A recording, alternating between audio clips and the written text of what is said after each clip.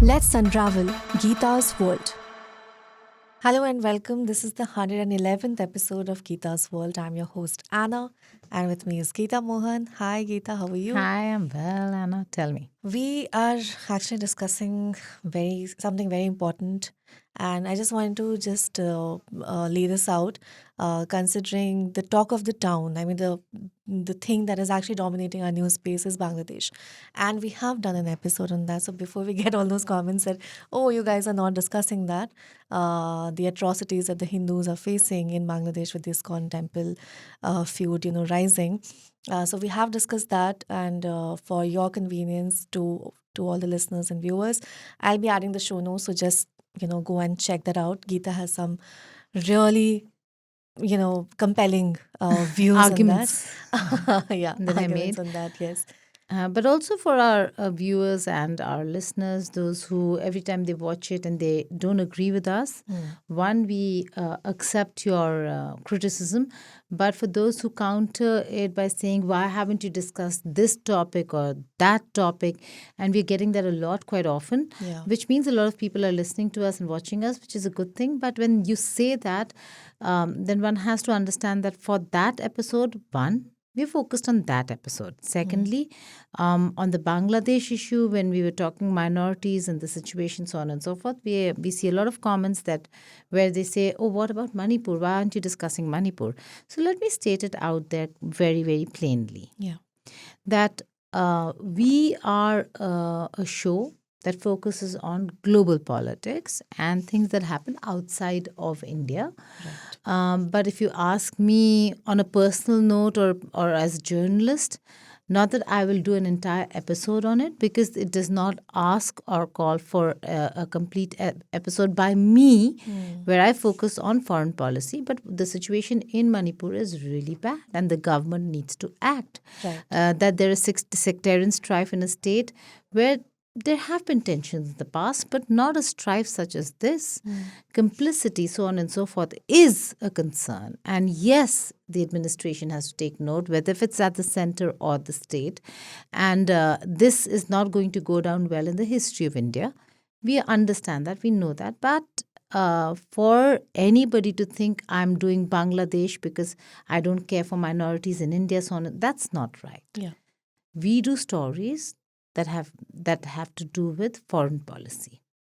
And I'd appreciate if that's respected. Right. Yes. And considering it's a weekly podcast, it's not like a daily one. No, it is not. We miss so many stories. We miss so many That's why they say, stories. oh, why didn't you do this? Because our podcast drops on Tuesday. Yeah.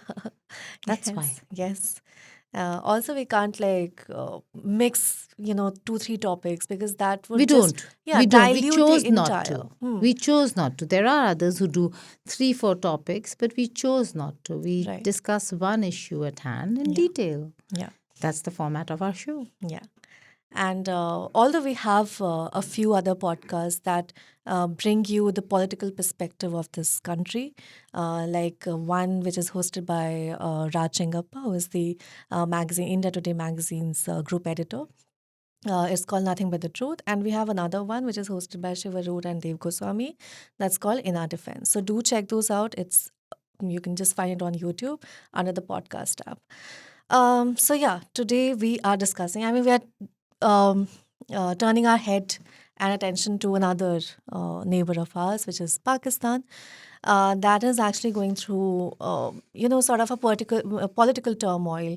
And we have discussed Pakistan in the past, considering, we saw the February elections that was genuinely quite surprising. So we did an episode on that. But this time around, we are discussing what happened last week. During, I think on the last Monday, like 25th or 26th of November, we saw this entire protest by the PTI supporters. And Islamabad was like, it came to a halt because there were around 10,000 Pakistan Tehreek-e-Insaf Yes, there were. supporters, who defied a government ban. There was serious clampdown. And it led to like violent clashes because we saw there were images of, all these big, I don't know, around 700 containers, ship So containers. that's basically a massive joke that does the round now on containers and how containers are being used Yeah. in Pakistan, and there are these some amazing videos of how kids have now started doing the whole jump act from one container to the other and making videos on Instagram. Right. So, jokes aside, it's a very serious matter. I know. Sorry. I know.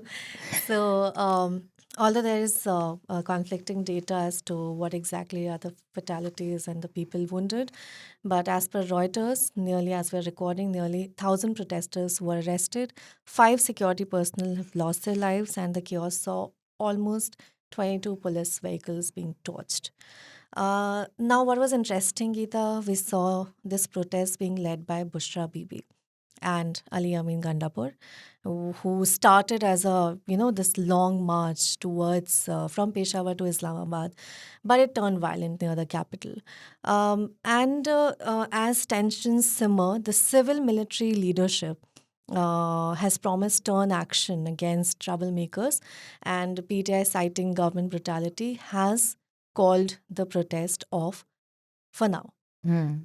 Yeah, so first understand for the record that why we saw, I think this is the second time in 2 months that the PTI supporters have, rallied in support of Imran Khan, who is in jail now. So why is it that this is the second time that we are seeing this kind of, like, what are exactly the demands? Like, there are 3 or 4 demands which are the main demands of the PTI supporters. So why are we seeing this? What exactly do they want, and why after 3 days they decided to call this off? Okay. So, if you remember, Anna, when Imran Khan was not in power, and it was the Nawaz government then, and Imran Khan had military backing Yeah. to oust the then government, and he had this long march that he'd done to Islamabad.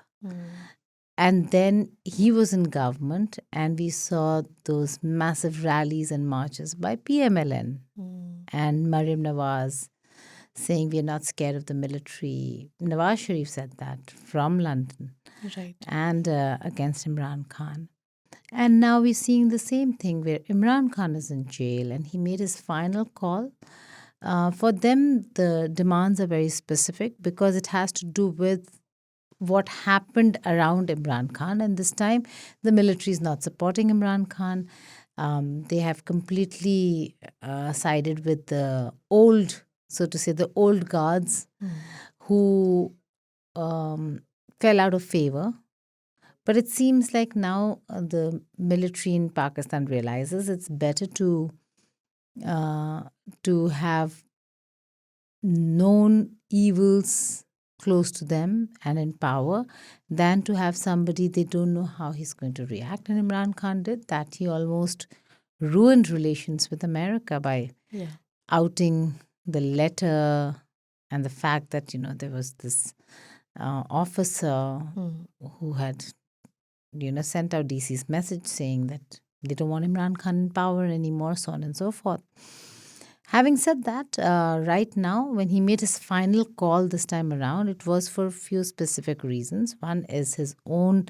The PTI maintains that Imran Khan has been illegally detained, that there are false charges and cases against him, that the political supporters, which include his close core, who are also in jail, including former Foreign Minister Shah Mahmood Qureshi, so on and so forth, all of them were appeared in court, I think, today or yesterday. Okay. So Shah Mahmood Qureshi was in Adiala prison. He's now been taken to Kot Lakhpat prison. And you have Barrister Gohar Ali Khan, Salman Akram Raja, Usman Riaz Ali, Barrister Salman Safdar. They're all his barristers, and along with family members who actually met him yesterday. And Shah Mahmood Qureshi was also brought in from Lahore and then taken back to Kot Lakhpat. So the demands are Imran Khan's release of political prisoners, which includes not just the core, but so many others who were picked up.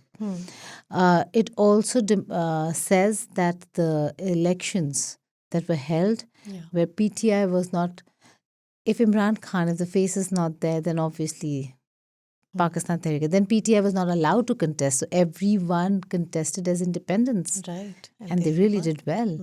Mm. So calling it a stolen mandate and that the elections are stolen.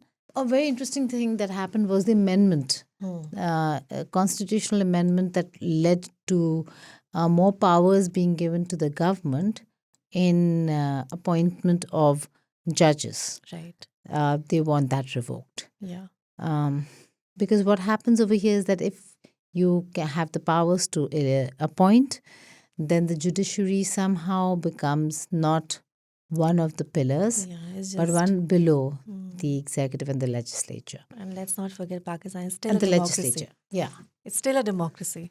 I mean, the ideals stand blurred, Yeah. but we all know that the military is in power So, and is running. so politically, they might be able to take a stand in position, and they're saying that they'll be able to take advantage.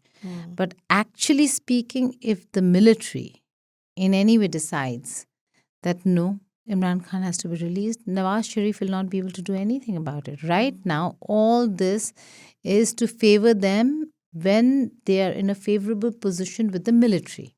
Right. Should they not be in a favorable position with the military, all these changes would not make a difference. Exactly. Yeah. Because it's not a democracy in the real sense. Just on paper. Yeah. And I was watching this talk show on DW where this host and one of the journalists, like a Pakistani correspondent, she was saying that she has been staying there for the past 10 years. And she said that it was not surprising to see all those protesters at the protest site, the D Chalk, as it's called Democracy Chalk. Yeah. And it's not that surprising because it is a protest site, like not a designated one, but it is deemed to be one. So it's not an unusual site. But what was unusual was the kind of clamp down the military and the army is doing. Like shoot at sight was ordered. Live ammunition, live firing was there. Then there were videos where I think one of those videos where a protester is atop a container and he's praying, he's offering his prayers, and suddenly, like from his behind, there was like a couple of military personnel coming and just I think he fall, like they attack him and he falls off that huge container. So that was quite distressing to see. So why this brutal usage of live rounds and excessive measures we're seeing? Is the government too scared by this by so many protesters marching in support of one political person? Well, it is called Democracy Chalk, but remember, Islamabad is a city that was built as a capital. It's a planned city. It was not Pakistan's original capital, which means it was built much later. What protests are we talking about? D Chalk is symbolizing democracy. Protests don't really happen over there. Protests have only started happening in the recent past decade or so, right? Right. And before, there have been many protests, but for various other reasons. Yeah. Yes, there have been protests. I mean, Asma Jahangir used to lead those, some of those protests. Yeah. But D Chalk is in a very high secure zone. It's where the parliament is, where the Supreme Court is. It's the central area where all the government buildings are.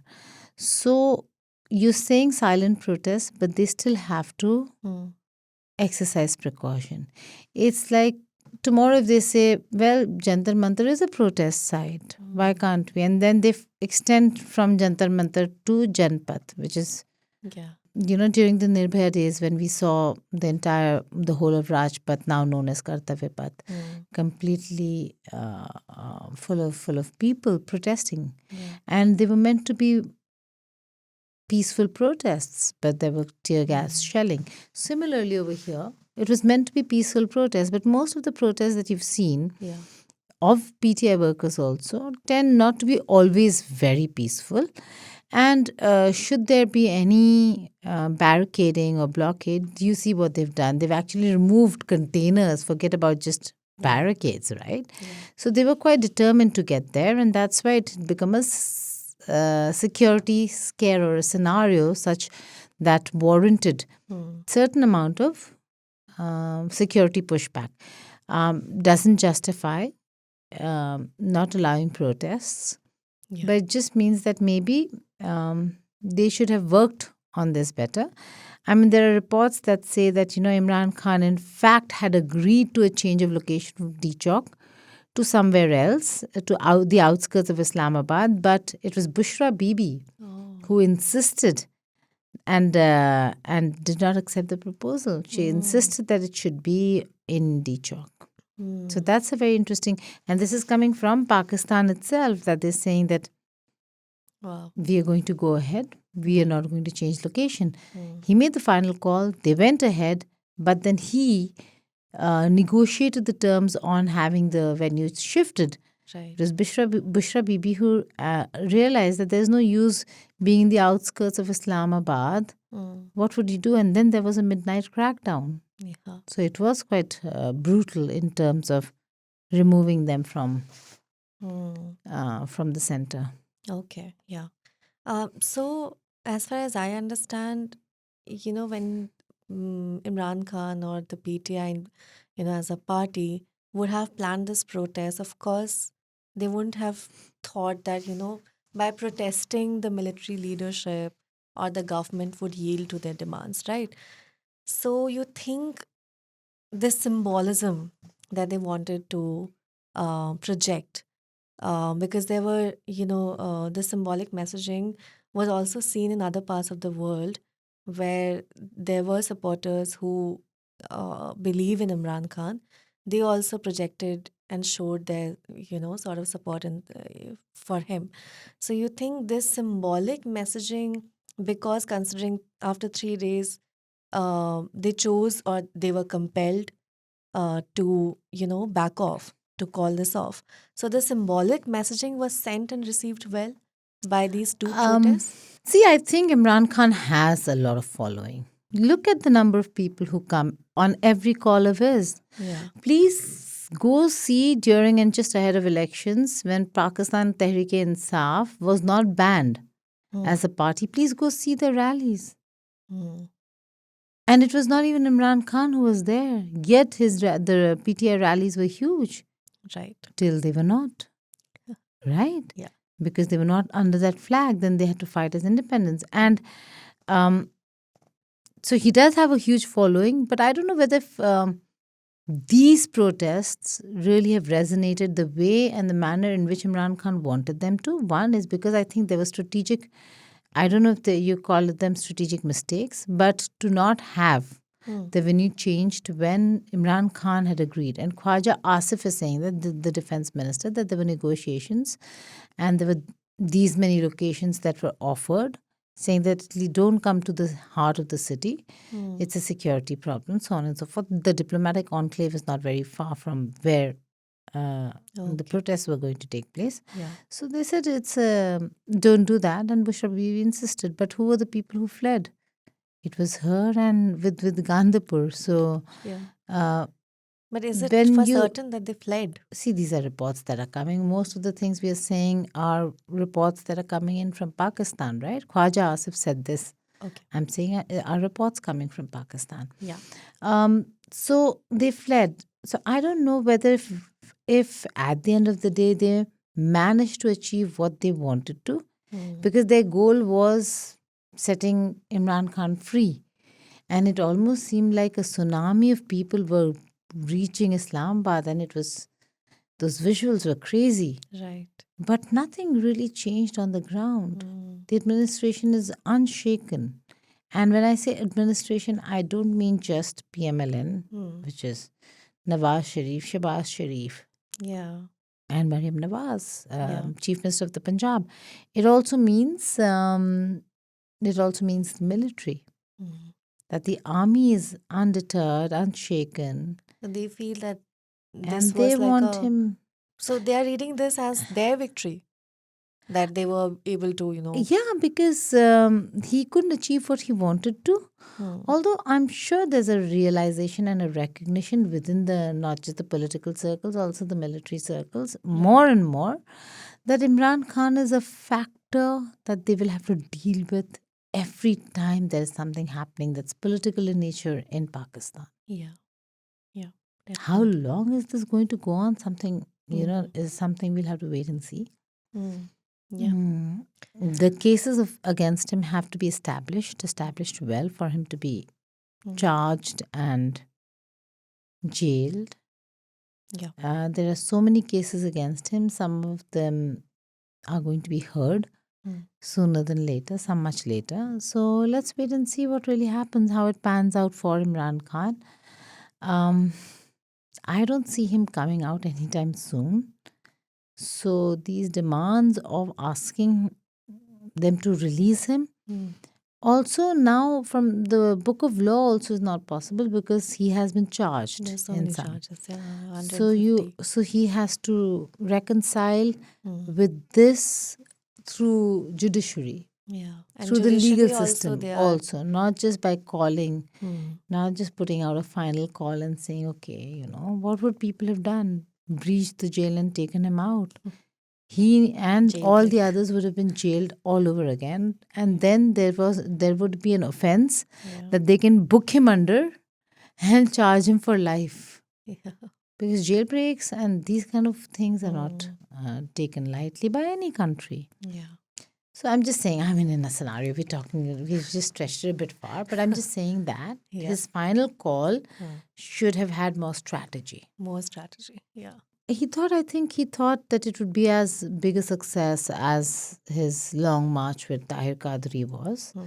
which is not the case this time around. So I do think they lacked in strategy. Right. This is not how you cannot every time, call and see. Yes, if you ask me, has he been treated unfairly? I'd say yes. Hmm. Did he wrong his country and the system? Maybe. Courts will have to decide. Yeah. Did he steal? Is he crooked? We don't know. Courts will have to decide. But do you know how many others are crooked and two wrongs don't make a right? But how many others are crooked but have been welcomed back to the country with corruption charges against them I know. or are in the country, Hmm. which includes officers and political leaders, Yeah. military officers too. So it's a very selective, Hmm. particular, singular thing that they've done when they focused on Imran Khan and booked him. Right. Yeah. People have done far worse in Pakistan. Yeah. And I'm talking about both sides, Yeah. the Hmm. uniformed and the ununiformed. Yes. Oh, yeah. Like, I mean, like you were saying, that he has a lot, many followers, and the civilians, the people of Pakistan see him as a hope because, the Naya Pakistan that we are sort of witnessing, the past few years, we're seeing a sort of, like an uproar projecting their resentment against the military leadership. And they feel that Imran Khan could be that one beacon of hope. I don't know, experts like you, how do you read him as a political figure, when the people of Pakistan realize so much hope in that one person? So, yeah, but when you mention strategy, Geeta, there, like, we have mentioned Bushra Bibi, but here in this protest, she was one of those, most striking figures, because she has always been considered to be like a spiritual figure, Yeah. very aloof from the political, domain. But this image of hers when she's marching and she's making all those comments and saying that we'll fight, that was quite striking. But what I read was that there are so many experts who feel that her involvement could deepen the divisions within the PTI, which is a party which is already, because Imran Khan is in jail, so they don't have that, It's like, they, already divided. yeah, it's already divided. But with Bushra Bibi coming into the forefront, it could be more, deepening of those divisions.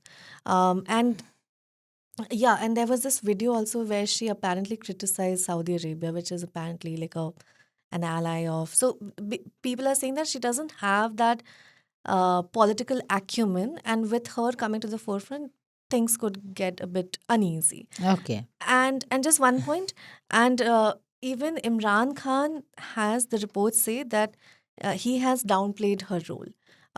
Where he said that she was just the messenger uh, for this entire protest. She was just a messenger because I can't trust a lot many other political figures. So there has to be like a direct communication. So Bushra Bibi was that one person. So I have to so she was just the messenger, was coordinating everything.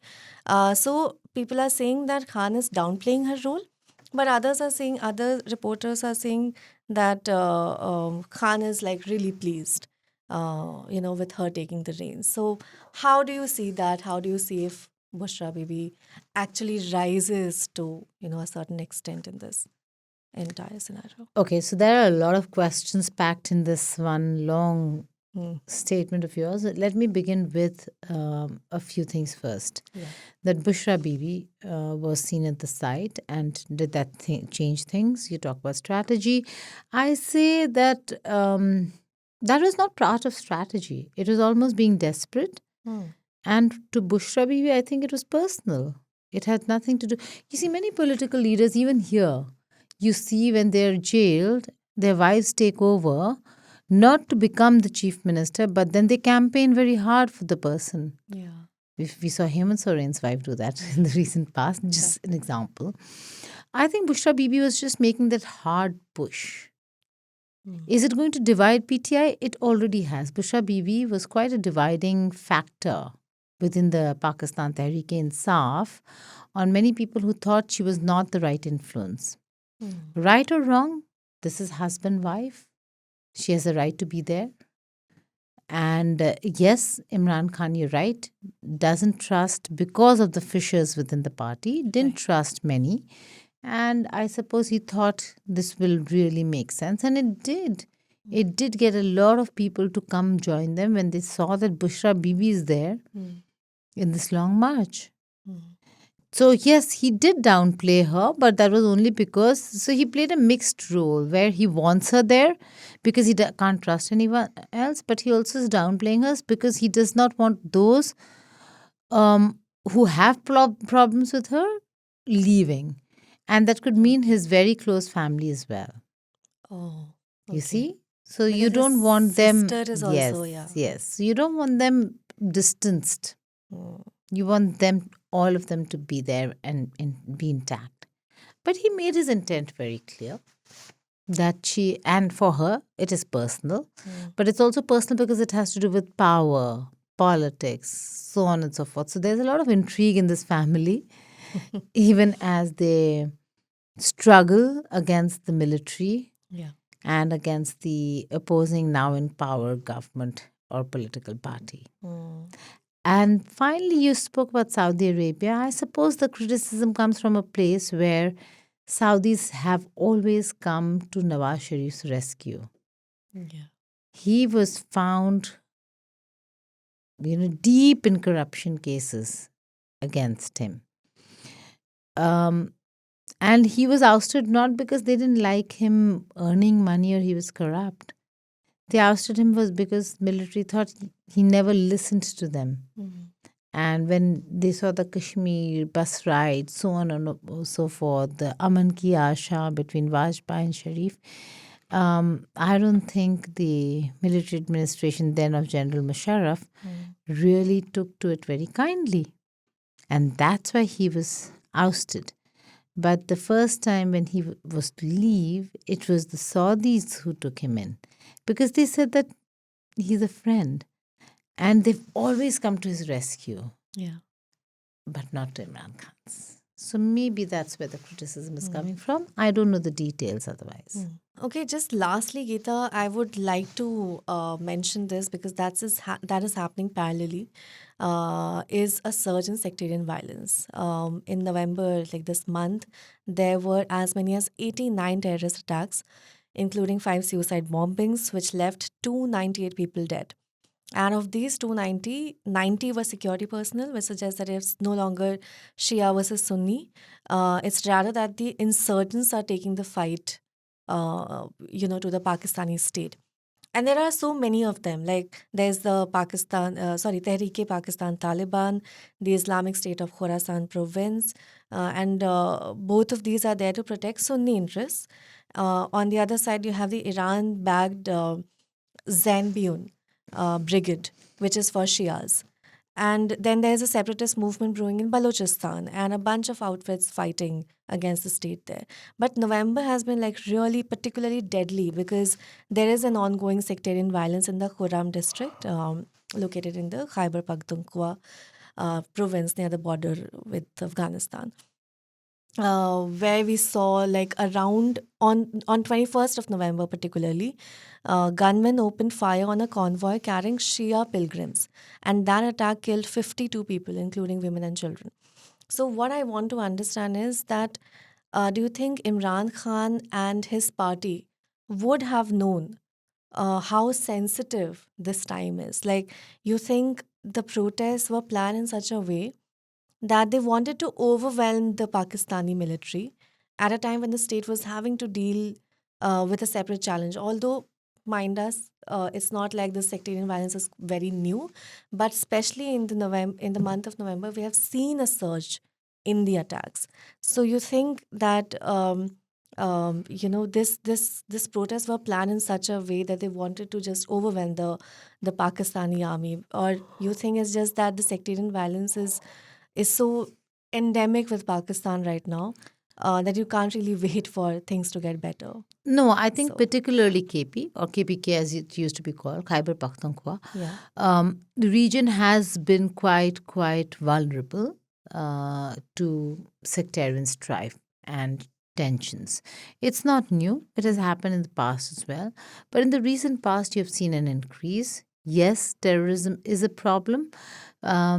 But for anyone who looks at how it was built, the space it got, especially in the AFPAC region, Yeah. the areas bordering Afghanistan, Pakistan, you realize that, and is the reason why Hillary Clinton once very famously said that you cannot have snakes in your backyard and think they will not come and bite you.